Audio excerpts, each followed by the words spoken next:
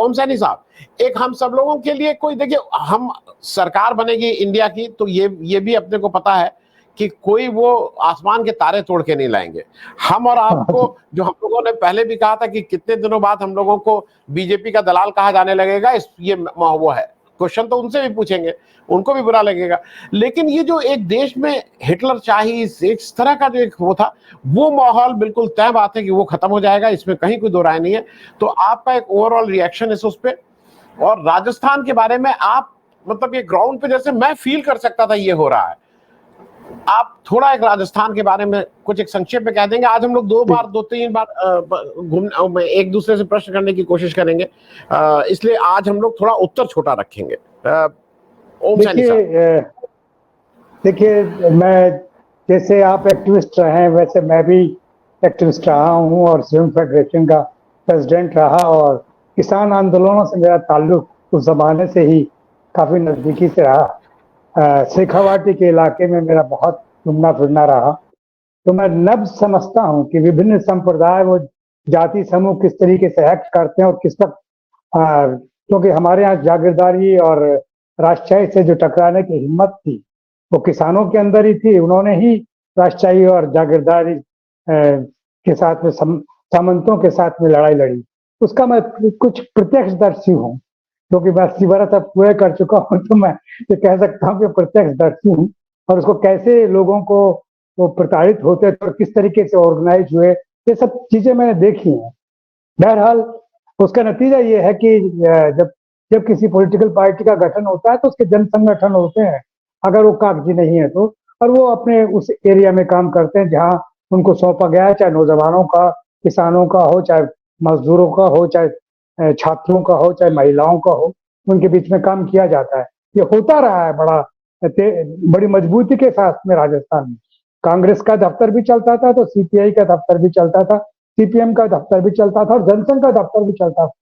तो मैंने देखा है सारा, तो वो सब सिलसिला था। तब तक तो ऐसा था कि राजनीति कोई शत्रुता का सिलसिला नहीं हुआ करती थी, ना इत्तेफाकियों का सिलसिला हुआ करती थी, कि ना इत्तेफाकी है हमें हमारी आपसे। ये जो 10 साल का शासन में देख रहा था, इसमें मुझे भय इसी बात का लग रहा था कि ना इत्तेफाक नहीं, अब तो शत्रुता है, और शत्रु तो कुछ भी कर सकता है।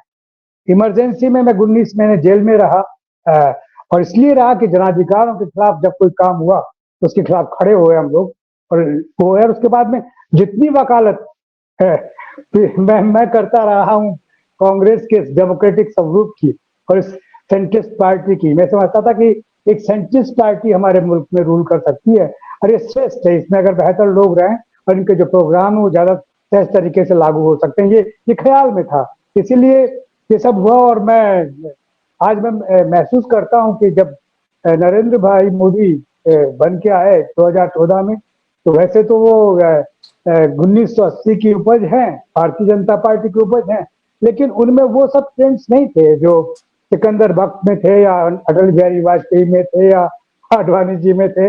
उनके ख्यालात तो मिलते होंगे, उनकी वो सब चीजें बनती होंगी, लेकिन उसका नतीजा उन्होंने देखा कि सिमट के दो रह गए वो 1984 में। तो तब उन्होंने वापस वही सब स्वरूप बना लिया जो बलराज मधोक के वक्त में या जनसंघ के वक्त में हुआ करता था। उसके परिणाम देखे, और अब वो नतीजा बढ़ते बढ़ते फिर यहाँ आ गया। तो फिर बहुत सारा एक इतिहास का कुछ हिस्सा जो पढ़ा था हमने, और जो देखा था कि हिटलर और मुसोलिनी किस तरीके से अपना वक्त बिता के गए हैं दुनिया के अंदर, और उससे निजात के लिए जॉर्ज डोमिटोर की जो ज्वाइंट फ्रंट की जो फिलोसफी थी वो कैसे काम करती है। जब सरदार जी जिंदा थे तो यूपीए 1 और 2 के वक्त में भी उन सब का इस्तेमाल किया, और आज भी सरदार जी का मतलब मैं वो जो हमारे सीपीएम के सरदार जी की बात कर रहा हूँ, तो हुआ वो आज भी मुझे लग रहा था कि सिलसिला कुछ ऐसा ही है। लेकिन जितनी मुस्तैदी के साथ में किसान खड़ा हुआ है राजस्थान में, बाड़मेर से लेकर के और पूरे इलाके के अंदर, और उसके साथ साथ में उसने वो सारी कम्युनिटीज को एक साथ इकट्ठा किया जिनके माध्यम से शासन में आया जा सकता है या सीटें जीती जा सकती है। क्योंकि ये जो सर्वे हुए, इनका तो सैंपल कितना है, कहाँ से लिया, कौन सा चावल निकाला, इसे देखा। क्योंकि वो उसमें भी ये नहीं देखते कि किसान है तो कैसा किसान है, छोटा किसान है, बड़ा किसान है, और मजदूर है तो कैसा मजदूर है, और अगर कर्मचारी है तो कैसा कर्मचारी, इन सब चीजों को जब जांचेंगे नहीं तो आप समझ में आएगा और कुछ भी नहीं आएगा।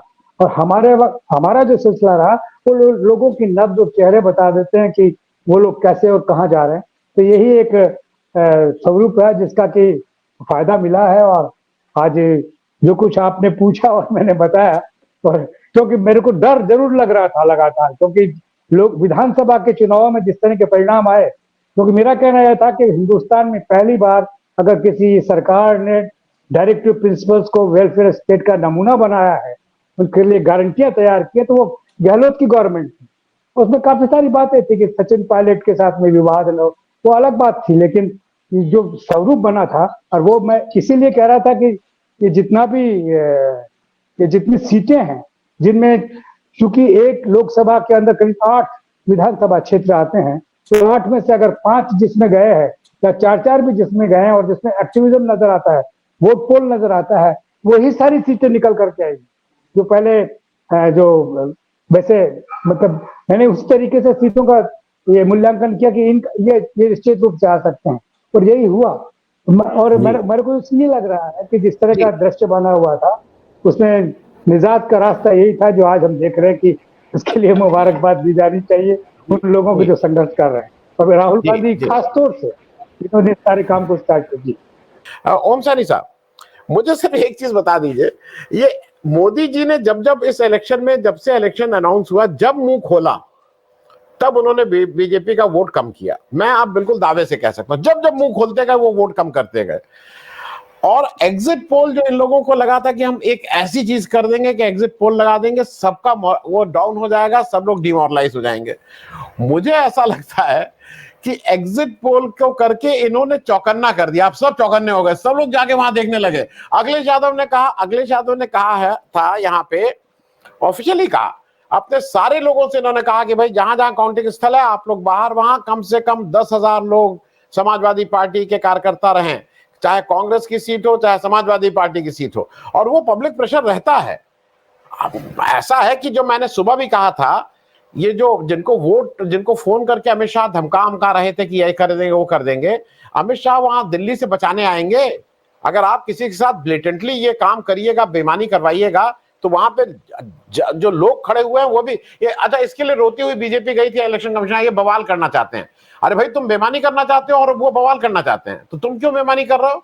तो एक चीज आपको ये लगता है क्या कि एग्जिट पोल से मामला उल्टा हो गया? अगर एग्जिट पोल का ये इतना तेज नहीं किए होते तो शायद, जैसी आदत है ऑपोजिशन की, वो थोड़ा रिलैक्स रहती। वो 295 प्लस करके खड़गे जी ने कर दिया था, सब लोग ताली बजाते और वो सब लोग अपना रिलैक्स रहते कि अब 295 प्लस आ ही रहा है। ये जो इन्होंने एग्जिट पोल कर दिया, उससे सब खड़े हो गए, उससे everyone was on their toes कि भाई अब ये कह रहा। ओम सैनी साहब, बहुत संक्षेप में। देखिए, मुझे लगता है कि 2 चीजें बड़े संयोग से यहाँ घटी हैं और वो बड़ी काम की रही हैं। एक तो ये कि कांग्रेस के मैनिफेस्टो को या संकल्प वो जो पत्र है, घोषणा पत्र है, उसकी जो चर्चा करना इन्होंने स्टार्ट किया और उसके बारे में बोलना प्रारंभ किया, वो सामान्य लोगों तक पहुंच गया और बड़े सहज तरीके से घोषणा पत्र स्टैब्लिश हो गया वो लोगों के बीच में। और दूसरा ये कि जिस तरीके से इन्होंने कल डराया, एक मानसिक संताप पैदा करने का सिलसिला किया कि इतने वो, और तो लोगों ने देखा कि पता नहीं क्या हो रहा है, ये तो अच्छा मोदी है तो हो सकता है, यकीन करने वाले जुमले पहले से लगे हुए थे, तो उसी से लगा। वरना तो एग्जिट पोल वाला सिलसिला साइंटिफिक तरीके से अगर आप करें, किस स्थान से आप, किस सैंपल सर्वे का आप कैसे किया, क्या किया है, तो बहुत कुछ आप नजदीक। सोशल साइंस का एक ऐसा सब्जेक्ट है जो मीनिंगफुल है, इसमें कोई शक नहीं, लेकिन ये तो धंधे का सब्जेक्ट बन गया। धंधे में तो फिर जब आप अपने जो स्टैब्लिश करना चाहते हैं वही तो आप करेंगे, लेकिन वो उल्टा पड़ गया। मैं समझता हूँ इस बात का। जी।